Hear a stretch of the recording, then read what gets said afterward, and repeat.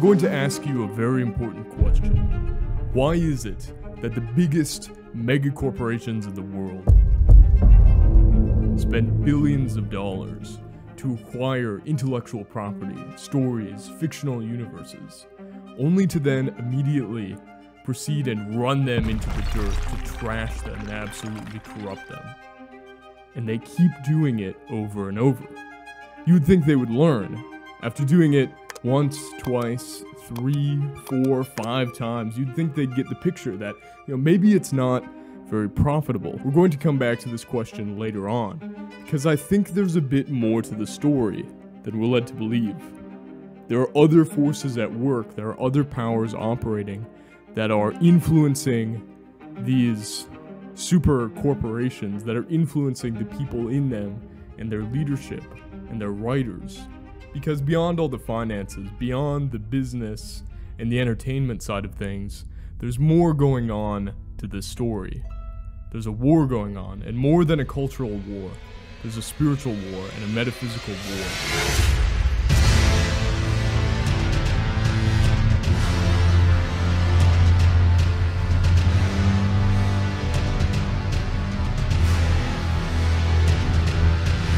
A lot of reductionist types love to dismiss the significance of fiction in our world. They love to say, oh, it's just fantasy, it's just a movie, bro. But is it really just mere entertainment? People clearly put a lot of value on what they spend time dwelling on, what they spend the very fleeting moments that they have of spare time from a busy work and life, escaping into worlds that have been dreamt up or put on paper, that the reason a lot of people get so defensive and so strategically nihilistic and dismissive whenever these questions are brought up. Because a lot of people would prefer to just mindlessly consume and enjoy whatever slop is served up to them on a plate, as long as it's easy to consume and isn't threatening. A lot of people don't want to be asked the sort of questions that they really should be asking if they want to consider where their mind and where their focus and attention for countless hours is being spent. Anyone that begins to give this subject some serious thought starts to recognize the extraordinary significance that myths and fantasy and fictional worlds have on the psyche and on the culture around them. In the modern landscape, where people default to viewing these questions and valuing them by matters of finance, we don't have to look very far to recognize that even on this level, fictional worlds, fictional universes, myths, fantasy, these have incredible financial value to them. Globally, fiction books earn over $10 billion a year, while the television and film and the video game industries each earn over $100 billion a year respectively.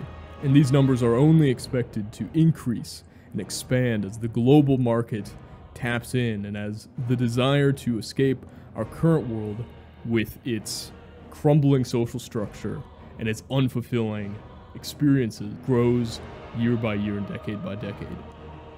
For this discussion, we're going to tap into a mix of very old ideas as well as some very new and slightly unorthodox theories and models from cognitive science. In order to get a clear picture of what we're actually dealing with here, we're going to draw some concepts and terminology from thinkers in cognitive science like John Vervaeke and symbolic philosophers like Jonathan Pageau, and use these as guideposts and lights to help us indicate what we're actually talking about. We're also going to tap into certain older and archetypal ideas coming from mythology and see how these relate to the forces that are at play and the intelligences that we're dealing with.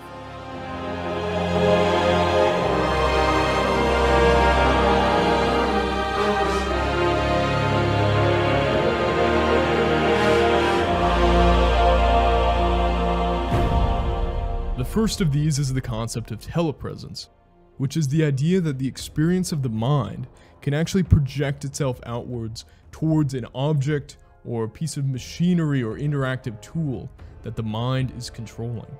In the everyday world, you experience this quite strongly when you're driving a car, for instance, wherein, after a while, the car becomes like a part of your body.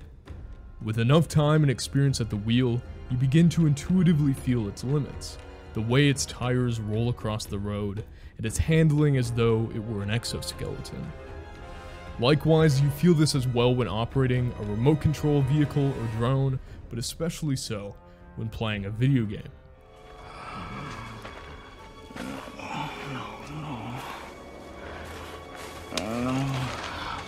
Fine. Might.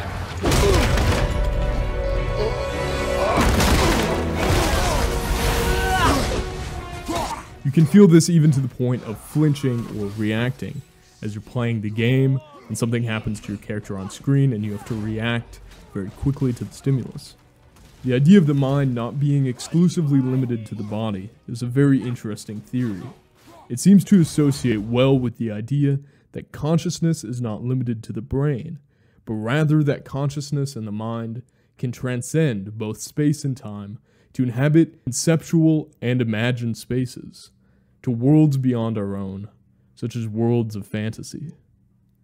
This is partly why film is so powerful, because it gives our minds enough sensory and narrative material to easily project our consciousness into spaces beyond our waking world. This is dangerous. This is great. When you watch Peter Jackson's Lord of the Rings films with the visual presentation and with their incredible soundtrack, this makes it easy for the imagination and your consciousness to enter and inhabit that world for a time, which we understand in the term escapism. In a very real sense, by interfacing with these works of illustration, of music, of film, and of literature, your conscious mind is being extended out to these realms beyond the confines of your physical body, much like what you experience in a dream state. People even say that I'm getting sucked into this show, or I'm immersed in this game, both of which are indicators of the caliber of a piece of media through the quality and resonance of its writing and narrative, its interactivity, and its presentation. Just as when it's late at night, and you're on the verge of falling asleep and you can feel your body sinking as you slowly slip into a dream, when you're becoming immersed into a film or a story, you can feel in a very real sense yourself getting pulled in. You can feel the borders and the boundaries between the physical and the mental abstract space becoming thin. The sensory experience of your body slips away as you're seduced by the secondary world and allow your mind to be sucked into it.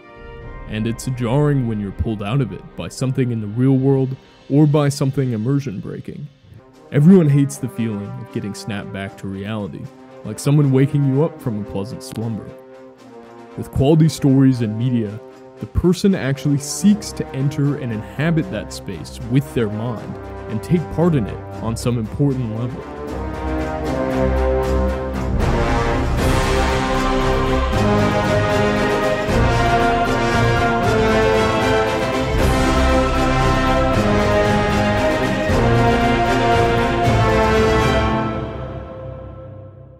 Tolkien, with his legendarium, created a secondary world, which Westerners project their minds into and inhabit.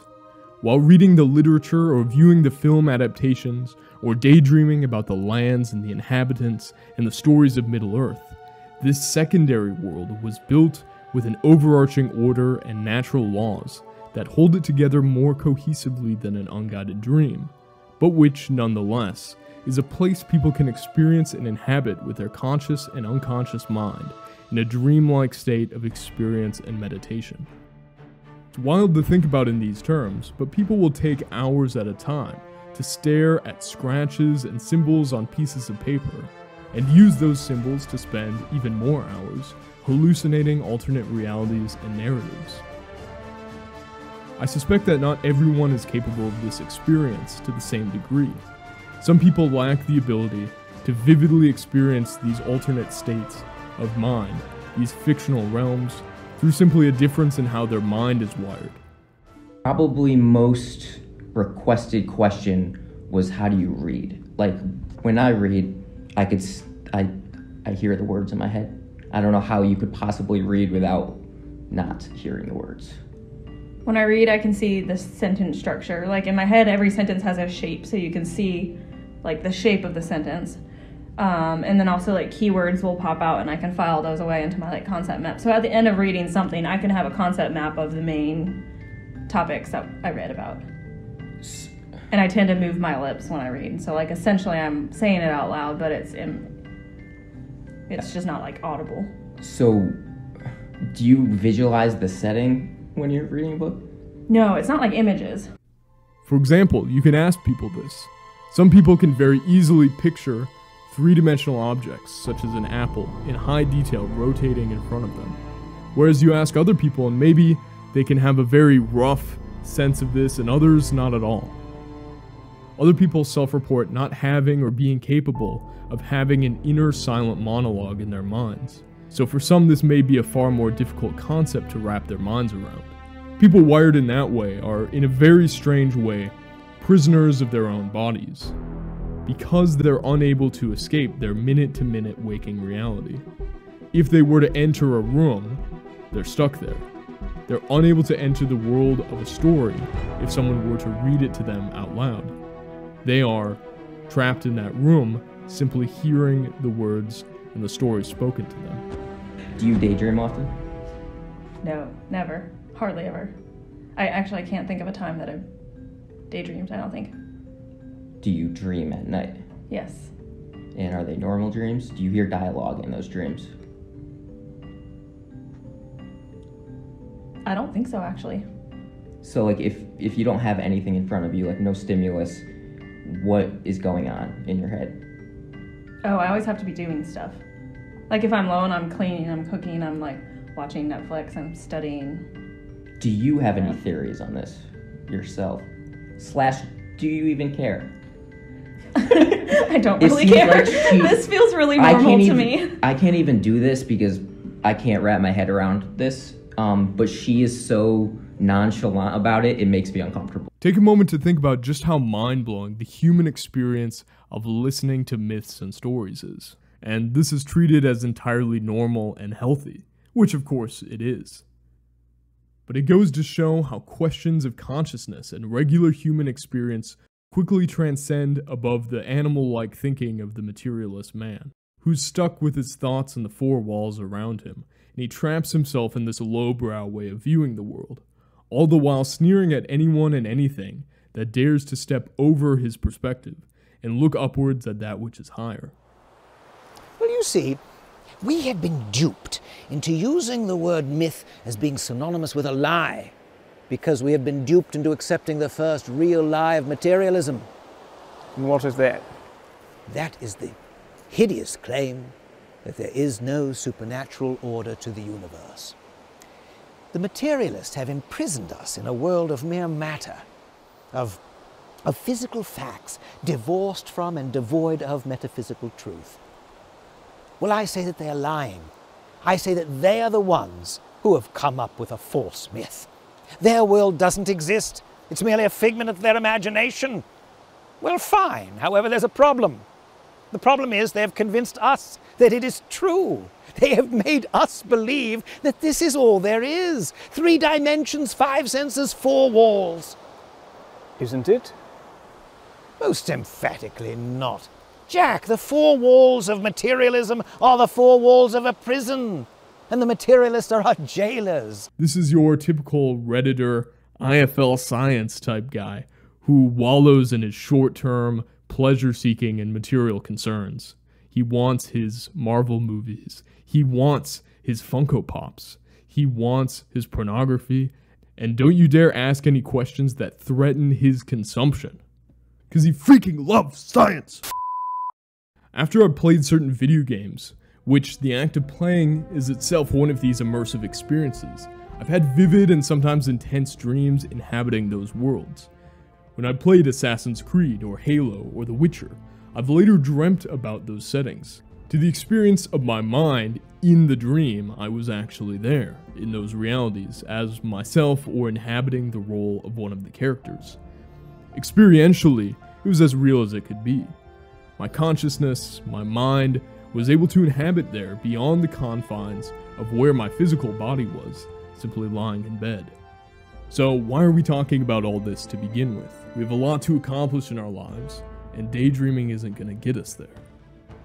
Well, clearly our minds are evolved, they are built to be capable of inhabiting immaterial places, and deriving intense meaning from those experiences. From purely an evolutionary perspective, why would organisms spend so much energy and waste that expenditure on something that was totally meaningless, such as dreaming or daydreaming or telling stories and myths? Ones which we create ourselves, take from those passed down before us, and those which we participate in. There must be a deeper meaning behind it. We find experiencing these stories to be pleasurable and relaxing, cathartic even. We also find it motivating, and as a testing ground for all sorts of things which we can't currently do in the real world. J.R.R. Tolkien described these places as secondary worlds, sub-creations which man creates within the primary world, which was spoken into being by God. This takes us to the concept of the noosphere. This is an idea that, much like physical evolution among biological organisms, there's a collective sphere of human thought, knowledge, and consciousness, seen as an interconnected global mind that is facing a process of evolution as technology rapidly connects billions of people around the world through information networks. It represents the interconnected global mind, or thinking layer, that emerges as a result of human consciousness and communication. Now, this is important because secondary worlds are nodes or realms on this network where people gather to inhabit these spaces. People read and engage with a piece of writing and media, with a set of stories and worlds, and then organize in real life and online around them.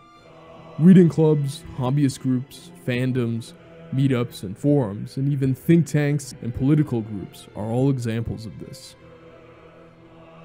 Inhabiting a fictional realm is also powerful, because while your mind inhabits that world, you are bound to its rules.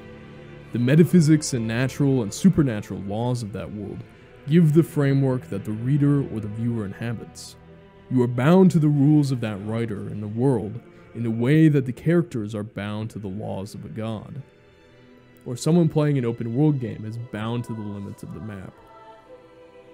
The Lord of the Rings and Tolkien's Legendarium stands head and shoulders above most of these secondary worlds because of the extraordinary foundations and deep roots that it's built upon. Its roots don't just go back to Tolkien's mind, but to the collective unconscious of Anglo-Saxons, the Goths, and the Proto-Indo-Europeans themselves.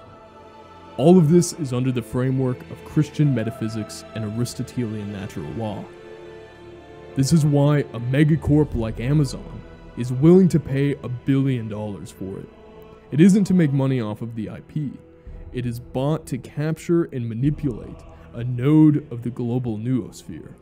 This hub being a gathering of those seeking to uncover the collective unconscious of their ancestors and find courage in it to motivate them towards virtue and greatness.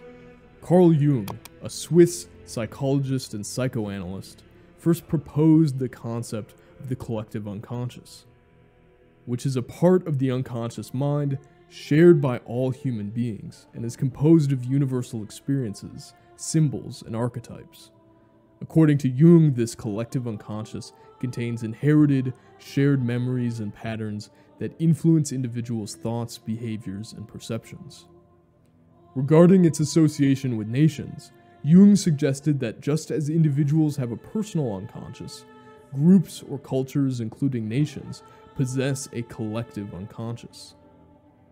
Jung believed that the collective unconscious could even reach out directly towards members of the nation and influence them through powerful visions or dreams that they might have, directing them towards archetypal and mythological forms. This collective unconscious influences the values, myths, traditions, and the symbols of a nation, shaping its identity and influencing the collective behavior of its people. Jung believed that examining the collective unconscious of a nation could give insights into its cultural heritage and shared experiences, as well as offering an understanding into its collective psyche and its primal motivations. You could even call these hyperagents, or self-guided, self-directed spirits of a people. When you read about the old pagan gods of a nation, in many ways these mythologies are so significant because they are about the collective unconscious spirits or hyperagents that distill the key archetypes of an ethnos. The gods of Greece are embodied in the Greek people, just as the Greeks embody their gods. Just as the Germanic gods are embodiments of the archetypes of their people, and vice versa. This is why, through studying the religions and heroic mythologies of an ethnic group, you can begin to understand its people as played out in the stories of their gods, which is the highest point of manifestation for each people's archetype. This theory does, though, pose some challenges to comparative mythology, as when one is studying the similarities across different cultures and nations throughout history and their religious and mythological beliefs, one has to still be sure that they're taking into account the unique archetypal traits and unique collective unconsciouses that each group possesses that's distinct from one another, even though certain universal archetypes can carry across. Jung believed that this collective unconscious had a will, and that this will had the capacity to reach out and possess and manifest traits of the collective unconscious within certain elect figures of the group. And this will is so powerful and alluring that people can allow it to possess themselves into manifesting certain archetypal traits of their collective unconscious, such as being imbued with an Odinic or Tyrrhic will. So what does all this have to do with something like Lord of the Rings, Rings of Power? Well, here we have a corporate principality or collective intelligence organism, which is Amazon, that has been corrupted and zombified by a daemon, seeking to use this zombified organization to consume the brains and the minds of its intellectual properties. This particular daemon is anti-European and anti-Christ in nature. It has a Morgoth-like will, and so it naturally seeks to devour and consume a realm of myths and stories that has restored and preserved the primal spirit of northwestern European man, stretching back thousands of years. This fantasy wellspring of spiritual power, which is Tolkien's legendarium, has been helping direct energy and courage and vitality to Christians, particularly those of northwestern Europe and their diaspora, for nearly a century, by speaking to them in their own historical and mythological language, using themes and aesthetics which tap into their particular collective unconscious. It has been this wellspring of life for nearly a century. This wellspring has grown so powerful and so significant as a secondary world that hyperagents and daemons have taken notice of it and begun to capture it through corporate entities. Since capturing it, they have been poisoning this wellspring, turning what has been a bastion of truth and beauty and peace for European Christendom, and subverting it into a weapon against the same people it was created to give life and restored mythology to begin with.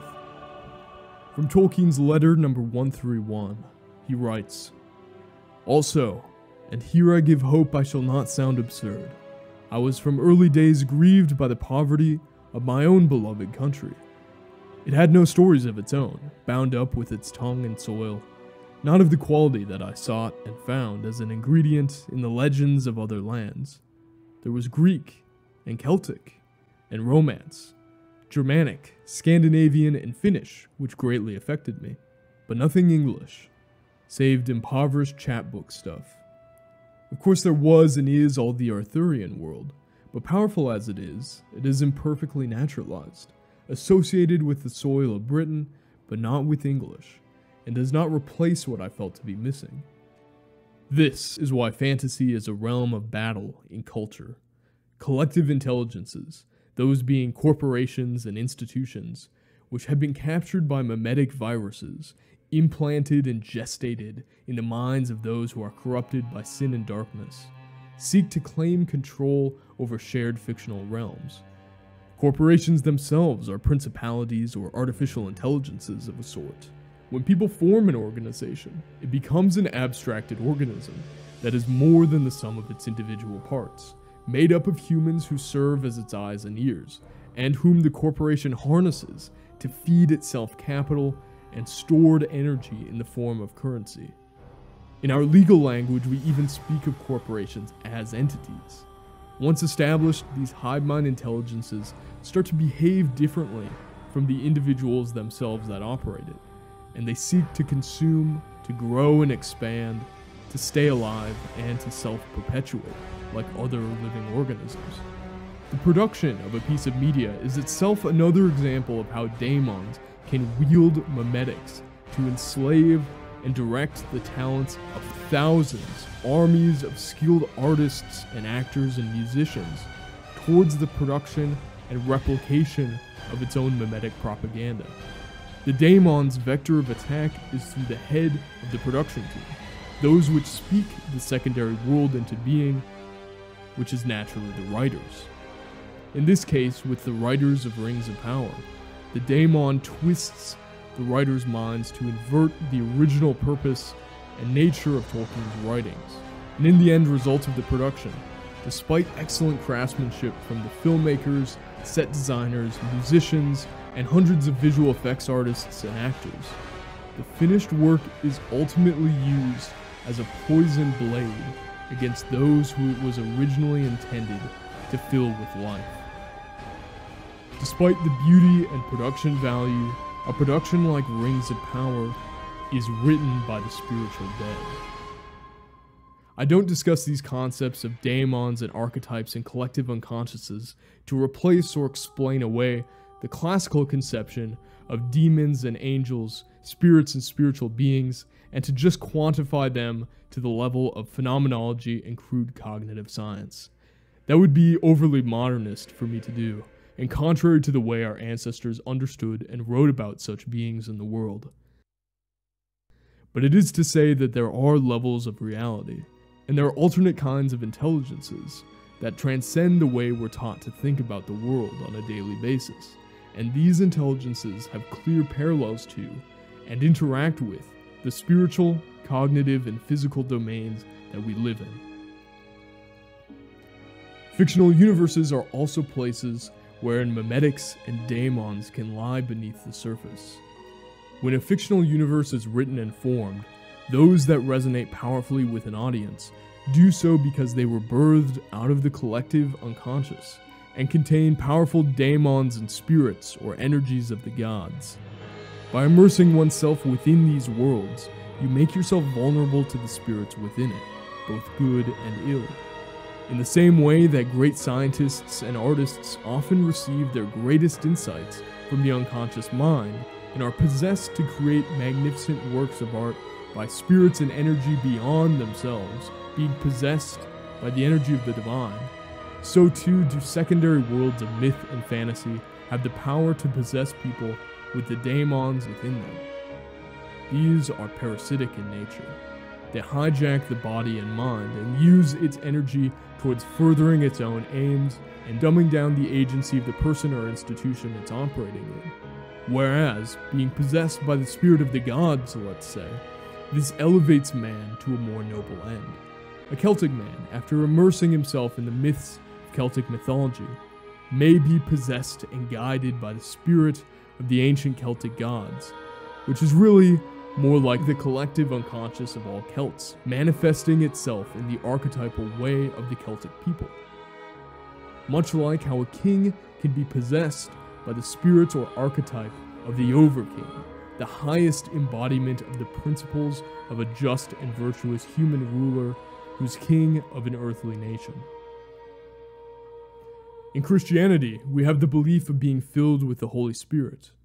And with the Holy Spirit, men and women are less reactive. They are possessed, yes, but they are possessed by God. And the fruits of this Spirit are love, joy, peace, patience, kindness, goodness, faithfulness, gentleness, and self-control. Thus, the Holy Spirit gives greater mental and physical autonomy, while also being chosen. The Holy Spirit does not impose himself on you like a daemon does, but regardless, one must serve a master. And so the Christian enslaves himself to Christ, to Logos, to God, which frees himself from every other worldly master, thus ultimately accepting complete commitment and servitude towards righteousness and love and truth, as opposed to the 1,000 masters one has when serving the forces of evil. This is why an intellectual property such as Warhammer is so dangerous to the dominant principalities and powers today.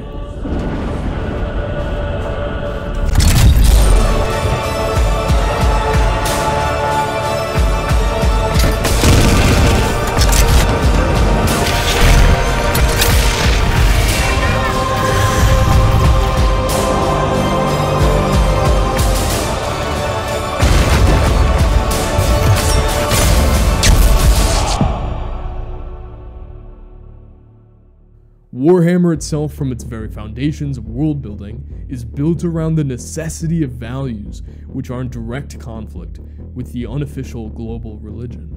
By spending vast amounts of time immersed in the books and the stories and the games of such a fictional realm, people consciously and subconsciously pick up on the philosophies and the beliefs of the characters and the lessons taught within the secondary world. Much like how in Warhammer itself, by studying the forces of chaos, one risks corruption from the warp. And so too, by studying and imagining the philosophy and the way of life of the Grey Knights, or the Astra Militarum, or the Holy Inquisition, one might come to sympathize or embrace elements of the fictional world and carry it back into the real world, where it can assert itself in one's life. Or on the flip side, as you inevitably find on the internet, some particularly corrupted and strange people manage to become fascinated and enraptured with the forces of chaos in the stories of Warhammer, the Chaos Gods. And they side with them. They actually see them as the better alternative, because the Chaos Gods, the Slaanesh, the Tzeentch, the Nurgle, the Khorne, they have more permissive values, as they would claim, becoming truly hijacked. This self-identification with the forces of evil and fiction, even extreme, explicit evil, is emblematic of the way that in their own lives, these people are enslaved and corrupted by their own vices, by daemons, and by genuine demons. Because of the materialist attitude of modern man and modern progressives, they often don't appreciate the extent to which fiction is filled with powerful metaphysical forces and intelligences.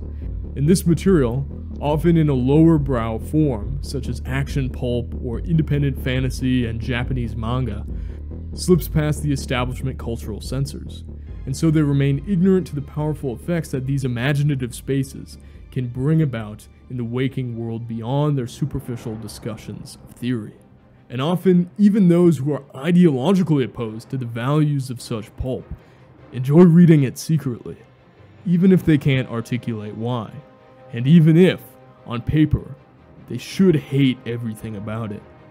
As they read about a hulking, muscular space marine emptying a clip of explosive bolter rounds into a fat demonic alien, and yelling about purging the heretics, the modernist man secretly still enjoys imagining such a scenario, even though such an act is the fictional epitome of fatphobia, xenophobia, religious intolerance, and untold other progressive heresies.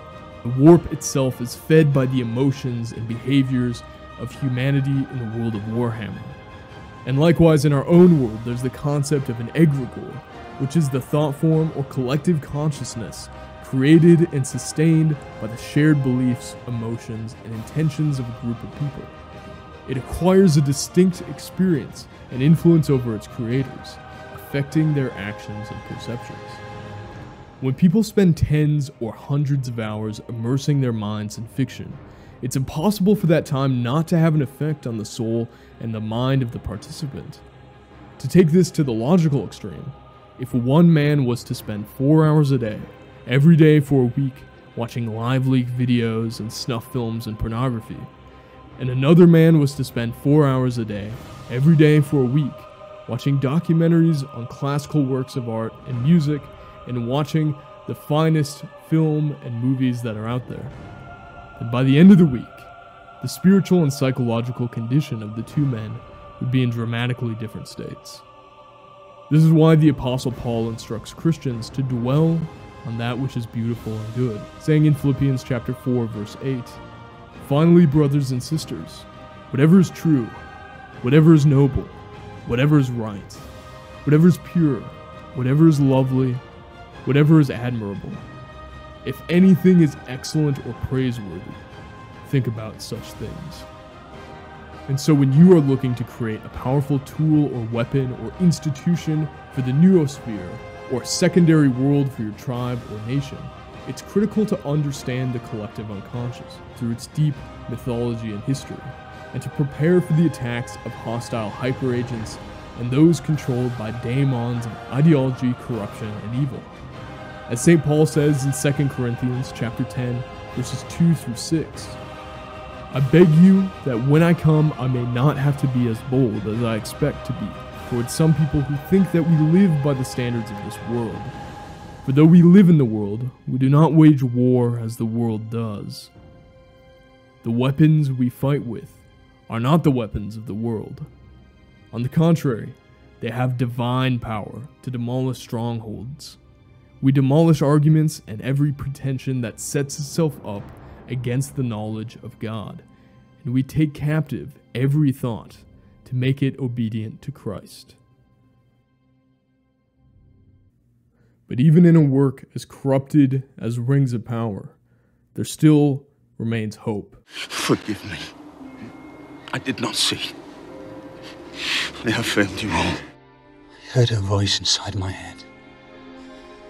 She spoke of my father and the fall of Gondor. She said to me, even now there is hope left. But I cannot see it. It is long since we had any hope. My father is a noble man. But his rule is failing. And our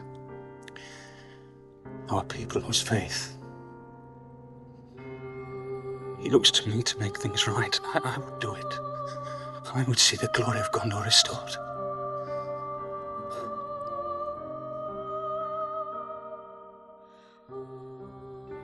The quest stands upon the edge of a knife.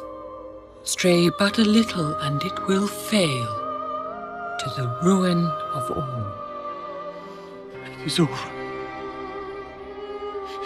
The world of men will fall, and all will come to darkness, and my sister to ruin. I do not know what strengthens like that, but I swear to you I will not let the great city fall. Our people fail. Our people. Our people. We do not yet know his full purpose.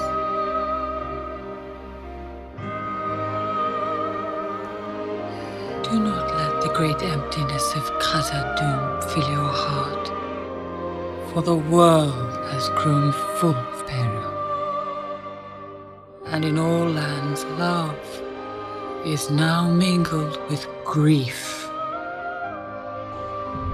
Each race is bound to this fate, this one doom.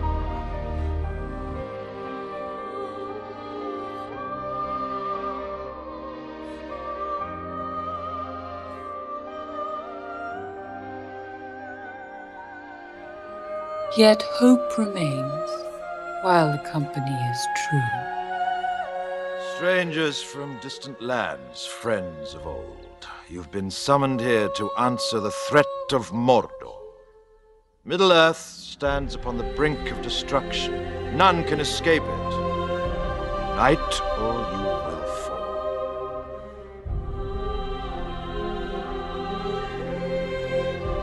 I've seen it, Eragon. White tower of Ecthelium, glimmering like a spike of pearl and silver.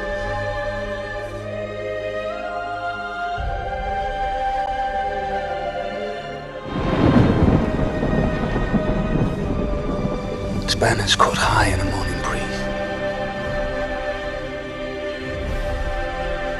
Have you ever been called home? The clear ringing of silver trumpets. I have seen the great city. Long ago.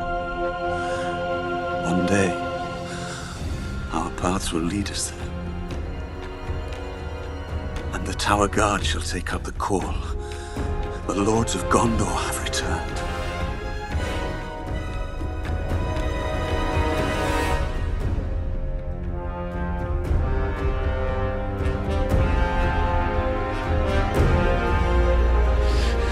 You fought bravely. You have kept your honor. This city was once the jewel of our kingdom, a place of light and beauty and music, and so it shall be once more!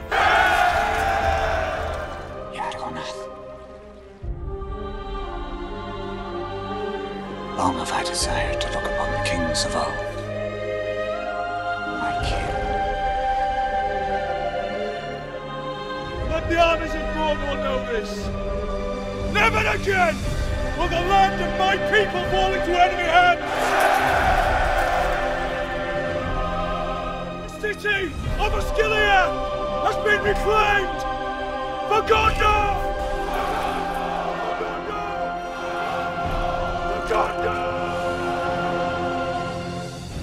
There still remains hope, however dim it may be, shining through the cracks.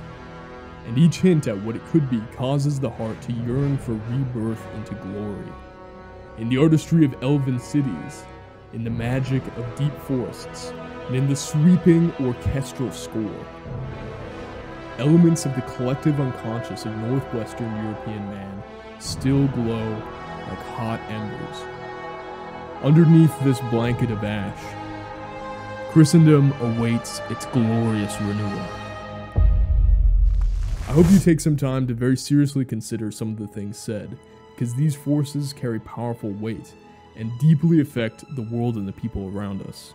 My purpose with this channel is to help remystify and bring back a sense of wonder to things that seem everyday to us, to matters of mythology, to matters of history. As part of that, I've been producing content on this channel for over a year now, going into a lot of areas of history and mythology and lore and philosophy that you might find really interesting if you enjoyed this video. So I'll link those here for you to check out. I also have a podcast where we discuss a lot of these ideas and aspects of history and philosophy a lot deeper, which you can find on this channel as well, called the Nordhooger Podcast.